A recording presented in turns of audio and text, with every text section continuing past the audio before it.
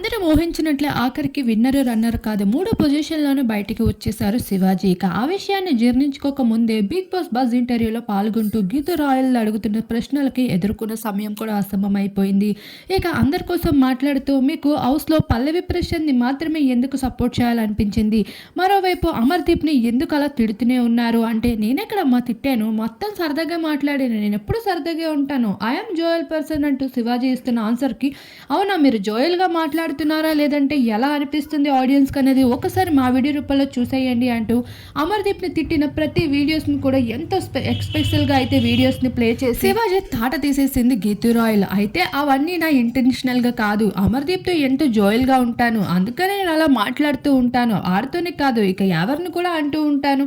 ప్రశాంత్‌ని కూడా అంటూ ఉంటాను అంటే మీరు వాళ్ళని అంటారేమో కానీ అమర్‌దీప్‌ని మనసుతో తిడుతూ ఉంటారు. ఆఖరికి ఎపిసోడ్ అయిపోతున్న గ్రాండ్ ఫినాలే ముందు రోజు కూడా వాడిని చాలా మాటలే అన్నారు మీరు అంటూ అడుగుతూ ఉన్న గీతూ రాయల్ మాటలకి సరదాగా అంటూ శివాజీ అయితే అన్నిటికీ తిప్పి కొట్టేస్తూ వచ్చేసారు. ఇక ప్రశాంత్‌ని వాడు టార్గెట్ చేశాడు మొదటి వారంలోనే. అక్కడే వాడు నాకు అప్పటి నుండి నచ్చలేదు.